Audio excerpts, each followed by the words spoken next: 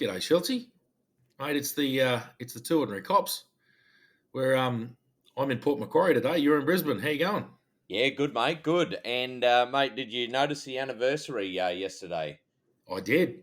For those playing along at home, and the beauty of our anniversary is it's St Paddy's Day, which is kind of relevant. So yeah, it's been 12 months since we released the podcast as of yesterday. So 17th of March 2024, we were downstairs at your place at Indooroopilly. We launched, I think, 4 episodes pretty quickly. Yep. And I remember being a little bit nervous, mate. Like I'm I not really a public figure.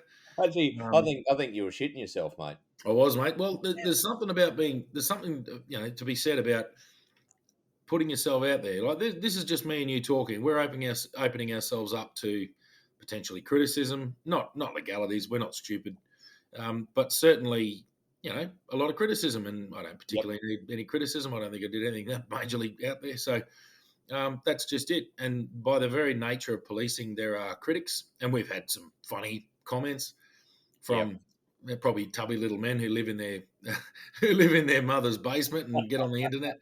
So we don't really give a rat's ass what they think, but it's still you're putting yourself out there. So yeah, so 12 months of that, and I think we've gotten used to it. And I'm hoping that they're improving. Certainly, the sound quality's improved from the early days.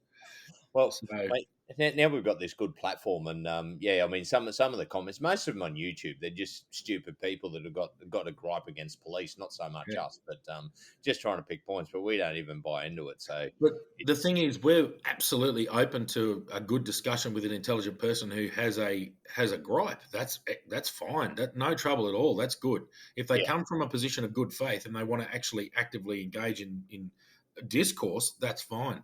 But when it's just morons hating, then whatever. But I mean, it's been overwhelmingly pretty well received, I think, and that's the idea. We're not here to.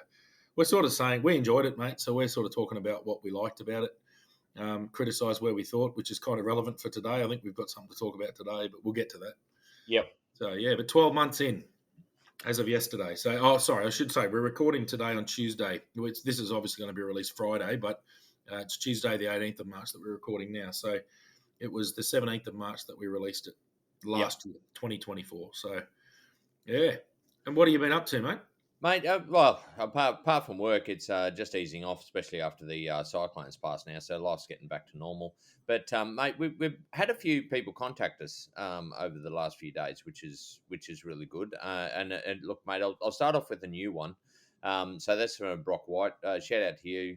He's an auxiliary firey at Millmerran, which is just west of Toowoomba for anybody that's unsure where that is. So that's close Yep. to our hometown, mate. I did certainly have a great uncle and auntie who lived in Millmerran, so yeah, I'm fully aware of it. Shout out to Sutton's Tyres. Yeah. Yeah, And yeah, he just said he's been listening since episode 4, and our talk about car accidents, fatals really helped him with his first fatal that he attended only a few months ago. So, and look, that's part of why we do what we do. It's more about information, so people can actually you're not alone in this. no.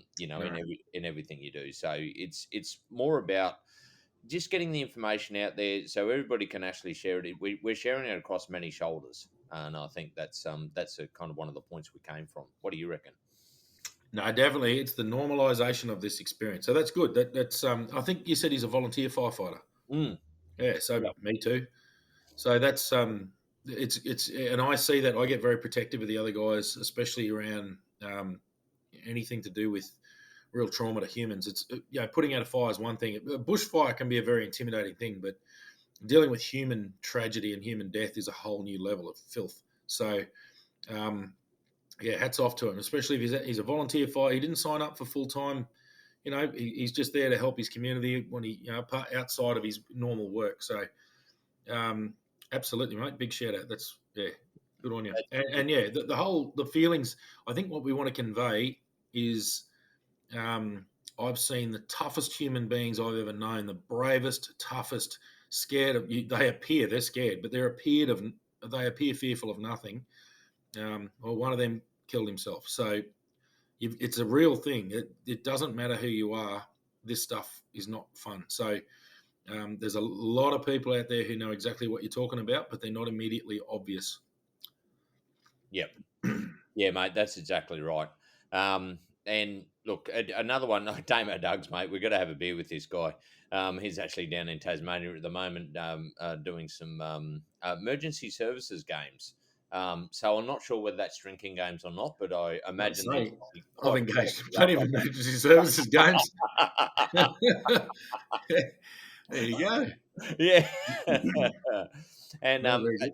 and also, from here's another one, Caleb. Here's the chippy. He's a volunteer as well with emergency service. So all those people, like, hat off to you for volunteering to help your community. And I think that's we we're pretty strong in that in what Actually, we yeah, do. one thing I'll just float with the volunteers is that, and I can say this with a little bit of authority because I'm now a volunteer and I've been a full time first responder for 15 years of my life. So just go easy on the full time guys. Mm. Volunteers can quite often be very quick to criticize. There's an element of coldness to volunteers, and I've seen that firsthand, and that's fine. But understand it comes from a place of you haven't earned their trust, so they don't know who you are. That doesn't mean they're assholes. It doesn't mean we've spoken about how I had a complaint from the SES or the NTES in Alice Springs about the way I spoke at a job once, and it was to do with pay, and it was a brief conversation where one of the other members said, "Oh, geez, I thought saw you today. You're back out, mate." And I said, "Yeah, mate, no trouble on double." Because I've been called out in my role as my job as a coronial investigator to a dead person who died on a mountain and had to be rescued by the vertical rescue team from SES. And a complaint came within the NTES, or it's SES everywhere else, it's NTES in the Northern Territory, obviously, um, that we were skiding about our pay rates. And it wasn't that at all. It was just a nonchalant comment about, yeah, mate, I'm here, no trouble on double. I'm back out, I'm going to come to work. Yep. Just understand that, yeah, okay, we're not taken away from volunteers. I'm a volunteer firefighter myself. We do it. Um, there is a big difference though between full time emergency services and volunteer services. Volunteer services are absolutely essential, but you've got your day job and that's your volunteer role, and it's priceless. But the guys doing it all the time, it's a whole different role. So yeah, I just wanted to sort of get that out there. Yeah. Yeah. Exactly. And look, yeah, it is important because, and like we've said many a time before, if you run into a police officer or any emergency frontline services that work at full time, they have seen a lot of shit. So our approach to things will be different, just from the amount of shit we see every day in, day out. Yeah, And you don't know what they've dealt with, like the 5 minutes before, or an hour before, or the days before. So, yeah, or the many years for some. absolutely. Sorry, and I'll just finish off what I started before. Excuse me. That goes the other way as well. For the full timers, you guys are getting paid. This is your job. You've got a full time crew. You work with them all the time. Your volunteers don't have that. They all know the other people in their volunteer unit, and they could be close friends with those people, but they're doing that job for nothing. Yep. They're turning up out of the goodness of their heart and a sense of community responsibility. So I should flip it both ways. Just Yeah. respect. You come from a different avenue, but just think about the other. So yeah, that's all I've got to say about that. Yeah, well, Yeah, mate, you actually make a very good point, and I think we spoke about that earlier on, and it's what you've got to think about, even when, like, say, within the police force. I always thought about what my superintendent or commander had to deal with in relation to what I thought what we should do, and so on and so forth, because you've got to understand everybody is facing the job from a different perspective, and you've got to try and understand that perspective, so you don't I suppose, shoot from the hip, so to speak. Uh, yeah, yeah. yeah. So, mate, in talking about that, we're going to get onto the discussion for today. Oh, Schultzy, you're making me cranky. Mate, well, mate, I was pretty upset. So, for all the listeners, we have somebody. We won't mention which jurisdiction. No At this jurisdiction, point. no names, completely anonymous. But Yep. this is a current serving police recruit. Yeah. Yep. Yep. And we're very disturbed from what we've heard that's going on within the recruiting. We spoke about there's basically from a couple of episodes ago. We spoke about how they dropped the standards of people going into recruits and all that sort of thing. And Damon and I were having a discussion before we started this episode, and we our whole podcast, we're putting it down to we want to we're in it for the welfare of the officers that work in frontline services and emergency services, and for the community. And Damo, do you reckon you can put that any better? No. No. Basically, and that came from, what I suppose what Cosgrove had on top of his wall. Our podcast. My personal thing is, when I left the police, one thing I wanted to do was do everything I could to make the job better and safer for people that are on the road, the frontline services, and the community as a whole. That I think we had that while we're in the police, and that's what I mean. I've carried that on when I left. So, and I Yeah. imagine you're similar, Damo.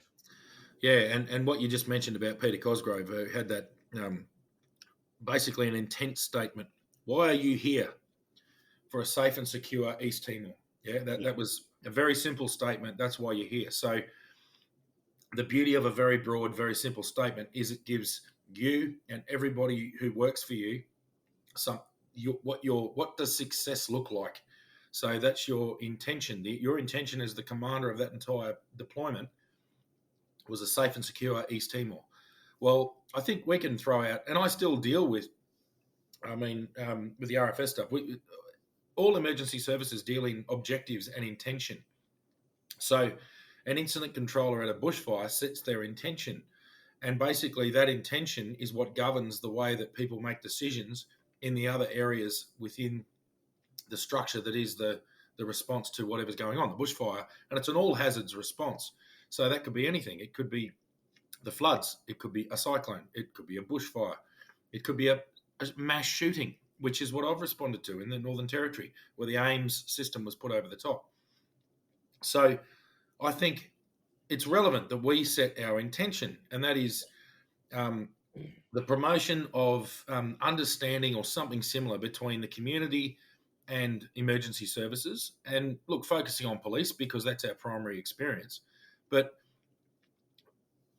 and very well tied to that, is the welfare of people in emergency services and the community. Because not all interactions with the community by police are fun, and they can't always be. That's not what we're about. We're there to protect the public from potentially very dangerous people at times, and that doesn't always happen with a cuddle. So it's a pretty broad intent, but that's what we roll, and that's how I've always felt. I've never sort of said it, and we've never said it, but you sent me a text message before we started recording that had what's currently occurring within recruiting, and I just can't not talk about it. no, Like I said, we're not political. I don't give a shit what political party you're a part of or who you support. But at the end of the day, you've got to live in a world that's realistic enough to know that you need police who are capable of dealing with what they're dealing with. I'm not saying immediately out of the college, but they're capable of developing skills over an experienced career where they can help the public, and certainly as a team work together to make sure the public's safe and to bring serious offenders and everybody before the courts who need to be caught without fear of favour. All those throwaway, it's an oath, it's not a throwaway line. yeah. I'm not normally sentimental, but that you're there to protect the community. So anyway, do you want to read it out to us, mate, and we'll tell everyone what we're going to talk about tonight? Yeah. So basically, we and look, this also for anybody else that's listening, police officers, whether you're involved in the college or you're in the college or you've just come out of the college, And look, academies, well, we don't care yeah, what jurisdiction, and that's right. we will give our absolute personal assurance of complete anonymity, but we just need to know this. It's just too serious. It is. Yeah, definitely. So get in contact with us. Look, so basically, this one's come through. It says PT is now completely optional and not mandatory. Fitness standard is piss poor. 5.7 on the beep test. You And could you get basically walk that. You pass. could almost walk that. Yep. Yep. It was 7 point. Was it 7.1? No, No. 9.2. 9.1. Yeah. No, 9.2. it was That's right. 9.2 to get in. That's right. And at Duntroon, I'll give it, just to exist at Duntroon, you had to get a minimum 10. And if you got 10 on the beep test at Duntroon, you were considered a fat oaf. Yep. So that was the standard in 2002 when I was at Dunfern. In policing, it was 9-2, even to That's right. exist. Yep. So when you look at 5-7, that is disgusting. You can Um, walk it. You can walk 5-7. that's right. Parade of the morning is basically optional. If you don't feel up to it, you don't have to. And that is not. Police are about. Um, it's Duty. structure, discipline. Discipline is rocking up and doing your job because you have to for the benefit of the community. So if you don't feel up to it, you get your ass out of bed and go and do it anyway because that's what you signed up for. Yeah. Um, Actually, what we might do, we'll comment later, but I reckon just read it out because otherwise we're just going to yell at each other. that's true. Yeah. International recruits become very common, and there's quite a few of them coming in. Um, it, People seem to get multiple chances rather than for rather major fuck ups. So with very little consequences. So if you fuck up in the job, basically it's just brushed under the carpet, which is serious enough. So model recruits have failed their exam and then failed the resit, which is another massive problem because you need to know your legislation. Same with fitness, multiple failed and haven't been able to pass yet. So I think this is quite a number of weeks into the police, like probably a month or two, or even three, and still not able to pass the fitness. I mean, we had to pass the fitness from the very start and go on from there. So I said it's very rare. Few people can see standing on their own 2 feet. So basically, that's the information we've got at the moment. Now we are going to get more. We're going to have a chat to this person later on and get some more information.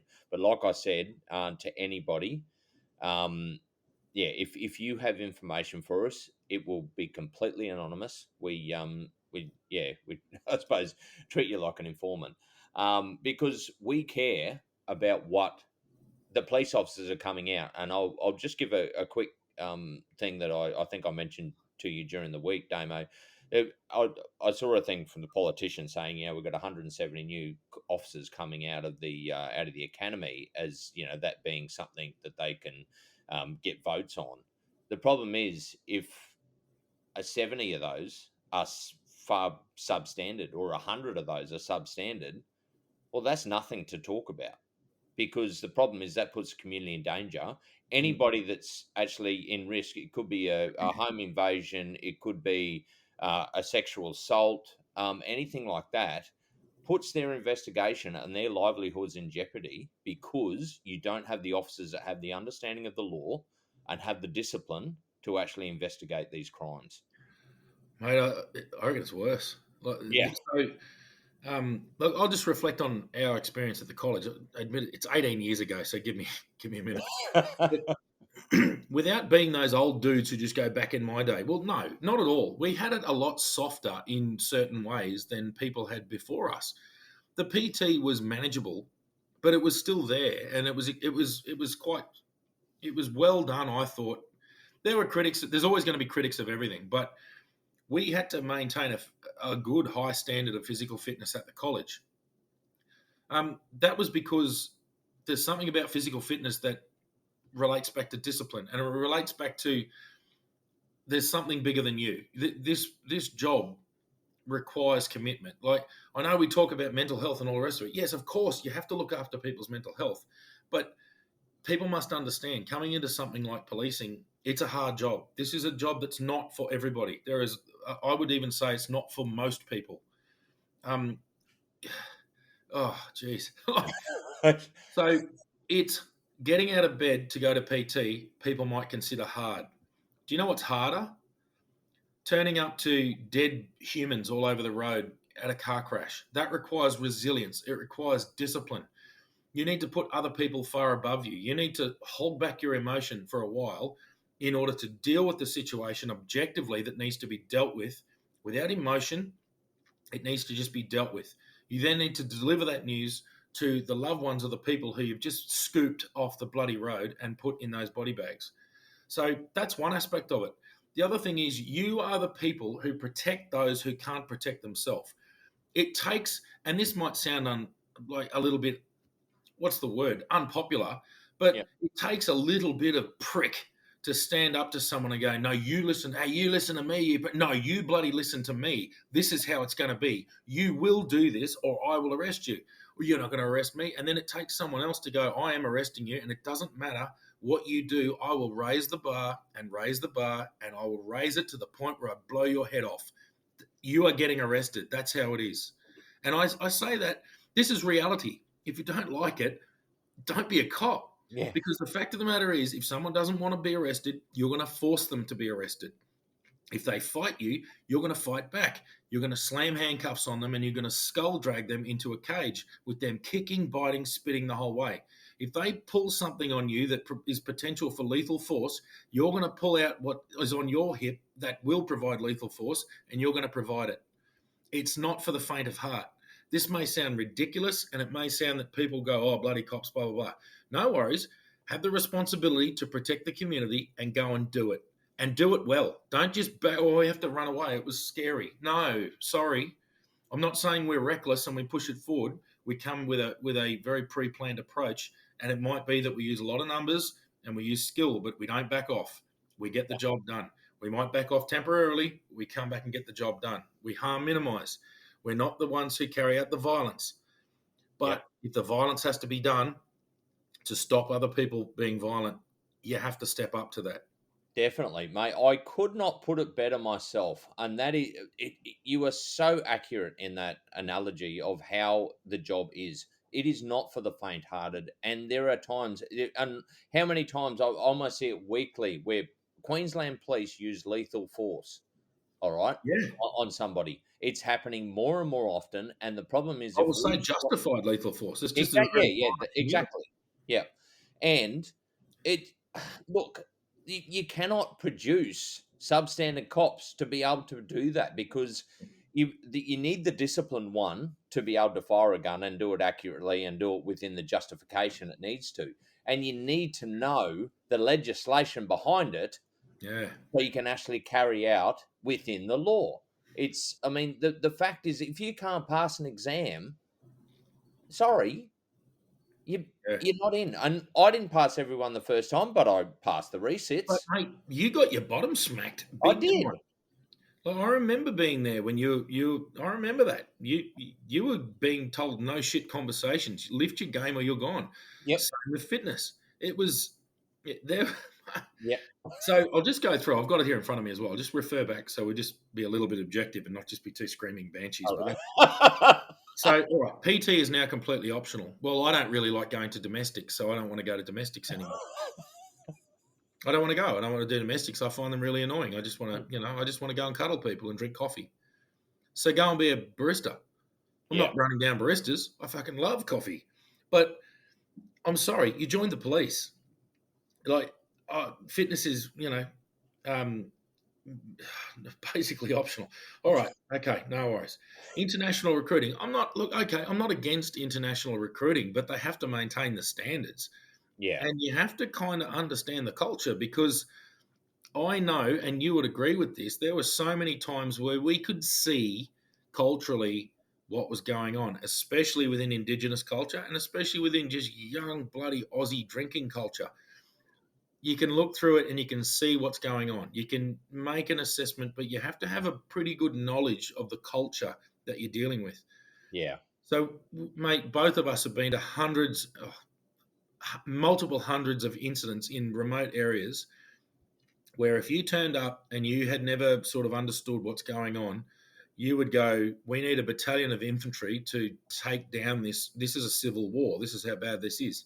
It takes that experience and that knowledge and that toughness and that ability to be resilient and all those things, put yourself back a little bit and just understand what other people are up to go, no, no, no, it's okay. We'll protect life, but we need to harm minimize this situation. It's extremely intimidating. There's Yeah. violence, there's weapons, there's horrendous injuries all around you. But if you go in there and pull a gun and start shooting, it's going to just do nothing but turn this into a civil war. So you need to respond in a certain way. That takes an understanding of culture, and that is born over time. But I think it's fine to be an international recruit, but I think you need to come in with an open mind and go, right, I just need to learn about the culture as much as I need to learn about the laws and how you do this job and how you are trusted and how you work together with other people to get this job done. Yeah, mate. Um, Just sorry, mate. I'll just yeah, right. Yeah, no, all good. we'd and we had a number of it was international. I remember one especially came across from the intervention, and so we're actually in a pursuit, and he's driving, and he actually turned to us and goes, "What's that? What's your collision policy?" And of course, we Yeah. don't have a collision policy. No, So so that just reiterates what you said. You've got to understand the area that you're working in and living in, and the jurisdictional rules or legislation. And also, I mean, culturally, look at the Northern Territory. You've got so many different Aboriginal groups. And look, in saying that, different parts of even the Northern Territory are different. The Aboriginals are different in each one. So you have to understand the area that you're in. yeah, It definitely. is vitally important. And and so this then goes back to, if you are not getting the disciplined officers coming out of recruits to get trained, you are going to, sorry, and excuse my language, you're going to fuck up the police force. You're going to fuck up the community. It's a snowball effect. Yeah, Um, and it's just going to get worse. Yeah, and the problem is also it compounds by the fact I had a big gripe even when I was in. There was a lot of we were. I was fortunate. There was probably people not quite as fortunate as I was, although I think we were fairly lucky. We had trained officers training us once we got out of the recruits, because we did not know a thing when we came out of college. But the problem is that's now compounded by the fact, even after us, there is not trained officers or highly trained officers training those recruits that come out of the college to be police officers. So then the problem's compounded. yeah, And then as that follows on, it's only going to get worse. So yeah. it's, It's. I know a lot of people will be going, "Oh, but I see plenty of fat cops." I see it's not about that. They might have been in for a very long time and they can do their job and they've probably proven themselves, and some not. And we know all that. But um, to be a recruit, to get through recruit college takes a certain amount of ticker. Back in the day, or like yeah, we had people fail off our squad. I remember Squad 80 that was still famous when we went through. Squad 80 went through in 2004 in Darwin, and they were called Survivor Squad. There was I don't know the exact number, but there was quite a number of people who were failed off that squad because the recruit, the instructor on that particular course, the sergeant, I don't think he was overly popular, but he just said, here's the line, you're over it or you're under it. And if you're under it, you're gone. yep, And as much as he mightn't have been popular with that recruit squad at the time, I think if you speak to those graduates of Survivor Squad, Squad 80, um, they are some excellent police. They really are. That set the tone for them when they were in recruits. It was ship up, it was shape up or ship out. It was yep, just, you will achieve this. If you don't achieve that, you can find employment elsewhere. yep, It sets the tone for it. So I think I said before, I think I mentioned PT's optional. It's not. It's the morning parade is basically optional. So that to me means if you don't really feel like getting out of bed today, you don't have to. Look, fine. If you don't feel like getting out of bed today, get a job that accepts that, because the fact of the matter is you are letting down. If you just have a day, oh, I don't feel like getting out of bed today, you have no place in the police force. The yep, idea is, mate, we used to turn up. I mean, we'd everyone's called in sick, but we used to turn up to work hungover in the early days. I'll give you that. If there might have been a night out, okay, but you'd always show up. You'd probably get sent nowhere near a motor car and be, you're not wearing a gun belt. Get the hell out. And it was frowned upon, but you fronted. If I've been sent home from work because I come in at work sneezing and coughing and carrying on, and they go, "Get out! You're going to make everyone sick." yep, I'm not saying when you're legitimately sick, stay at home. It's just it is a bit irresponsible to turn up to your workplace and inflict everyone with the same diseases. But if you just couldn't be bothered turning up, then that means you just couldn't be bothered protecting the community, and you just couldn't be bothered, and you're not really going to step it up. yep, It, I think why we're so offended by this is because we were proud cops. We were proud of what we did. I remember going above and beyond, and not to any level, even equal to the way that many others did that went far above and beyond. It's not about us individually, but I mean, we were proud of what we achieved and what we did and our service. I look back with a lot of pride in what we did in Yeah. some there was times that were terrifying. There were times that were horrendously upsetting, but we couldn't show it at the time. I bloody showed it later to myself anyway, but we did all that. It's, you know, if you can't be bothered getting out of bed to go to a morning parade while you're in recruit training at police college or police academies, how are you going to go and tell the mother of a teenage child that their son's just been splattered in a motor crash? Like, I'm sorry, but you've got no character. You don't have the ability to do that job. Yeah, I completely agree, mate. And look, yeah, and look, I've been thinking. So there was, you mentioned Squad 80. There was also a squad after us where the instructor tried to do exactly the same thing. However, he was overridden and said no, they will graduate, even though he argued against as much as possible. And I've spoken about it before. That slowed our police force down when they came out, Yeah, and that's when I think I started spending more time fixing up other people, other cops' fuck ups yeah, than I did actually doing my own job. So you're then taking away, and I mean, they're talking about keeping police in the job. Um, well, if you make it harder for the officers already on the job, yeah, they're going to fucking leave. yeah, That's the end result. yeah, So, and that was part of it for me. Like I said, I spent more time either justifying my job or fixing up other people's mistakes. And to fix up a mistake once it's been made is takes probably 4 times longer, way and harder. sometimes you can't fix it. Yeah. So, and I So, noticed. Sorry, mate. I'll just yeah, yeah, a few other things here. So I know this. The PT thing started, and I remember my ex-wife when she joined. There was also a thing where they were complaining about going to PT and all that sort of stuff, and they made it more lax. And I was extremely pissed off then. There was also later on, and I think you'll vouch for this, when you did your detectives, you had a certain standard you had to reach. However, the ones in Darwin were signed off before your sergeant wanted to sign you guys off, but then yeah, he signed you off because otherwise he'd be holding you back. yeah, And look, if you drop those standards, then you drop the standards of major crime, which yeah, is it, an absolute, it's disgusting. yeah, I have friends and I am personally invested in helping people. And I remember even saying then when that happened, I said, if you get sexually assaulted, call me. I said, do not trust some of those people that are coming out there because I don't trust them. And yeah. that is a big thing to say. And That I'm was, but the sorry. thing was back then it was rare. It was It really was. rare. Like it Yep. wasn't most. It was the odd one. Go, oh, how'd he get his designation? Like there was the odd one. But the trouble is, sorry, I'll just backtrack a little bit. I was just going to comment on something earlier. Yep. The the other thing is that you can't soften the actual job.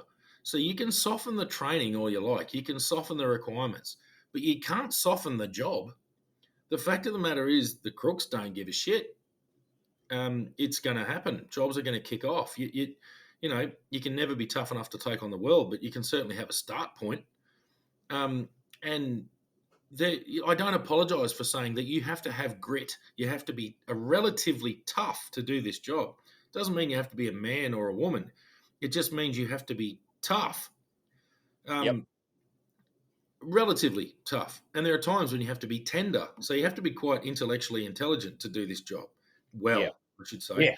Yeah. Anyway, so you're setting people up to fail. They're going to come out and they're just going to hit this brick wall. They're going to be let through doors, whereas beforehand the doors would slam shut and they go, you are not good enough, you're out. Whereas now, oh, yes, welcome, here's your badge. Go out and do your job. And then they hit the road and someone calls them a bloody, oh, my great aunties listen to this. I can't really say the C word. But anyway, you're going to, so you're going to get something smacked in your face and you're just going to go, oh my God, I can't possibly do this job. Well, they've just paid for you to do 6 months of training, and now you're fully uniformed, you're out, and they think they've got a police officer. Mate, you should see the resignations. I've seen the I've seen the Gazette from the Northern Territory Police in recent years. Not regularly, but I have seen the odd one. And resignations, just constable after constable. It was normally resignations. You see one or two names, and they were like really old numbers, and you just go, oh, geez, oh, such and such has finally resigned, or finally retired generally. But now they reckon you see stacks of constables because they're coming out of the colleges and the academies going, oh my God, this is horrible. I can't do this job. I don't Yep. want to work nights. That's terrible. I just want to work day shift. Well, you have to earn that. Mm. When you come in as a raw recruit, you're doing night shift. I'm sorry. Everyone does night shift. And, if down the track you've developed your skills and you get into a job where you don't have to do night shift, then whatever. But, night shift's part of the job. I don't want to do evening shifts. They're a bit rough. Tough. Yeah, that's right. You don't get to pick and choose because someone has to do it. And Yep. what happens then is your good coppers who are out there just doing their business, plugging along, they just get shafted with all the shit jobs because they don't make any noise. They just do their job and they get to a point where they go, you know what, you can stick this. And what you're doing is you make the job no good for those in there. There's multifacets to this. You set people up for failure who are coming out of the college. You set up your police at that middle level, senior constable, sergeant level, who are good coppers, good, solid coppers who are just happy to do their job, but they want to feel supported by the other people doing their job as well. Well, they get very, very bloody um, disheartened and they go, you know what? I don't need this rubbish in my life. If other people can just get the soft way out, then I'm taking the soft way out too. See you later. I'm not sacrificing myself for this crap. You get that? You also get people who promote rapidly through the system because they might be academically whatever and they have no experience in the job, and all of a sudden they're commanding people who have experience in the job. The problems are terrible. I don't Softening the entry is not the answer. The answer is making the job more appealing to those who are there and doing it well, rewarding those people who do the job well. Yeah. And Hey, not necessarily financially, just with requests. Like, look, I've been doing this job really solidly for 5 years. Is there any chance I can have a break with this or whatever? Just support those people who do it well instead of yeah, burning them out and mate, having them leave. you just reminded me of something, and this is part of the reason why I left. And I've never mentioned it before, but I remember there was a couple of serious investigations, even when I was out at Borroloola or even Ramangini. And what used to happen in the old days was the fact that you were out there, even though I was trained as a detective. I worked in that as a plainclothes connie for a number of years. So a lot of stuff was put to me to investigate at a higher level normally than what other people would do because Mm, I was trained to do it. The problem was back in the day, even if you were trained at that level, if you're out bush or something because you're doing general duties or frontline policing, you then what you do is you pass up to say this actually requires a detective who has the time to actually look into this. Whereas we're getting called out for jobs. There is a number of ones that I actually sent in going, I honestly cannot do this and my frontline duties or my general duties. It's at a detective level. I don't have the time, and it was pushed back on me, going, "No, we can't do it." Whereas back in the day, the detectives would sit there and go, "Yep, okay, we'll take care of that. yeah, Don't worry about it. If we need any follow ups, we'll just get you to do them, but yeah, we'll hold the file and we'll do it up," which is the way it should be. However, it was put back on me, yeah, sitting there going, "Well, no," and that was people passing on the buck. Whereas I know when I worked investigations, if it came in, we did it, yeah, and that put a lot of pressure on me, and that was part of my reason for leaving because I then felt that my support network wasn't there, yeah, which was which is a big part. So, and obviously, it's going to be worse now, especially if they're getting these sort of officers that are yeah, substandard coming into the police force. yeah. Oh. Anyway, look, we're getting to our time. We don't like to be negative, but this is pretty important. This is very important. Yeah, Um, we've got escalating crime. We've got very, very bold youth offenders in this place. It used to be that if youth offenders got caught, even by a little old lady going, "Hey, what are you up to?" and they'd bolt. Now they'd probably tell her to stick it up her butt and go from there, or if not, or assault her. stab you. Yeah, Um, you see the brazen level of courage that these kids have because they have no consequence. Well, that's going to get worse. There has to be a line in the sand. It has to be whack. This is not accepted, and there are consequences for your actions. And that has to occur. It's too late by the time that they're committing, aggravated robberies with weapons and hurting people and committing violent home invasions in order to steal motor vehicles. I'm sorry, when you do that stuff, you go into jail for life. You're out. You're Yep. done. Yep. This needs to be nipped in the bud with a very, very strong smack on the bottom when they're a lot younger than that before it's escalated to the point where they're literally living Grand Theft Auto. Yep. It's no. But Yep. anyway, we could rant about this all day. I think it just makes. I think we had to talk about this tonight because I wasn't sure. I was going to ask you, what do you think? We should do something funny or lighthearted or anything. And then you sent me that message, and I just went, oh my God. Yep. It's It, it, confirmed. It's confirmed. There it is from a it is. recruit who's trying to take his career seriously. Yep. Yep. Um, you know, Exactly. and I really want to put this out there for any recruit instructors, police recruit instructors listening. I relate more to the instructors and to the officers in charge of in colleges because that's where I'd be. That's what I'd be at. So I want to hear from you. And I'm telling you now, you have our life assurance that we will never identify who you are. Yep. But we just want this information because oh, excuse me, I breathed in a mosquito, I think. Because it's important that this can't occur. Like this is not good. No. I know that everyone has a shot at the cops, but then they all still call them, don't they? Because at the end of the day, they know the police can turn up and sort something out. It's something that you can't fail in. It's like dropping the standards of entry, and this is an extreme version, but a lot of people like the analogy. You would never drop the extreme levels of the SAS to get into. To get into the Special Air Service Regiment is extremely difficult. To stay there is extremely difficult. The standards are extremely high. Your expectation of performance is perfection. Now, policing's not that. It can't be that because you need far more people, and it's a different role. A lot of the role is social, and it's actually interacting with the community. It's there are times when you need to pull your stick out, but most of the time you're standing there with a carrot. Yep. So that's fine. That's how the job is. But this is important for the community, and I know a lot of people feel passionately about this. They want to ring the police, and they want to see two capable people get out of that vehicle and deal with stuff. Yep. They don't want to see two people get out and whinge and whine and carry on, and they want shit dealt with. Yep. That's why it's a hard job. It is meant to be a hard job. Yep. Yeah, exactly, mate. And look, I'll say, look, and I'll direct this at the government, whichever one it is, like Yeah. politicians, and even the hierarchy in the police. I will not let you tarnish the police force, No, because we worked bloody hard, and our professionalism was top notch because it had to be. It was expected. The community expected it, yeah, and I will not let you tarnish our police force, no. with For a your short-term solution for numbers, it's exactly. just ridiculous. Yep. There's no longevity in it. Yep. Exactly. Yeah. So, Anyway, mate, I angry reckon. note.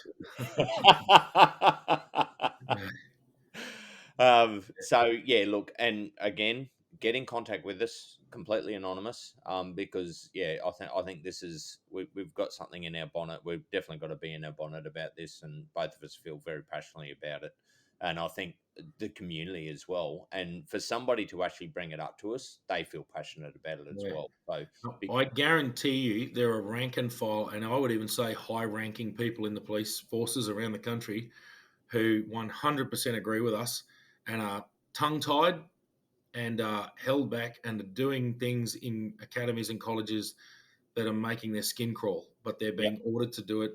They're probably very torn. They're probably feeling very torn. What am I doing here? Um, and then they're also feeling a sense of duty because that's what they were designed to do this stuff. There would be extraordinarily competent police officers with lots of experience at the relatively middle to high rankings in the academies dealing with these guys and having to go, oh shit, we just have to pass them. yep. And it would be making their skin crawl. We want to hear from you. Yep, exactly. Yes, and yeah, definitely. And the fact is, and this all goes back to what we will talk about one stage, and that's the separation of powers. Because from my put in it, there's too much political influence in Oh yeah, in how this is happening, and the politicians. We've said it before. Police are held to account on the highest standard. Politicians aren't, no, and it's disgusting. yeah. So Mate, I reckon we can just about almost finish it up with I that. reckon we probably should, mate. We're going to get proper angles soon. Yeah, no, Hey, all good, mate. mate, I thought I'd just make a quick joke before we go, though. You said you swallowed a mosquito. It's better than the fly off a dead body, though, isn't Well, there's two of them, it? but I think we've already told that story. You have. Yeah, yeah, no, but that yes, you are correct. I Yeah. watched it. I watched the little bugger. I took a breath and he hit me right in the throat. But anyway, that's okay. It was probably a government spy. Yeah. Yeah, All no, right, mate. Well, you want to close it off? yeah. Look, we understand that we love the funny stuff. We really do. We like to keep it light, but these things are too important. I mean, we're passionate people. We did a job that I can put my hand on my heart and say we did a good job. We did. We weren't always perfect. No one's ever perfect.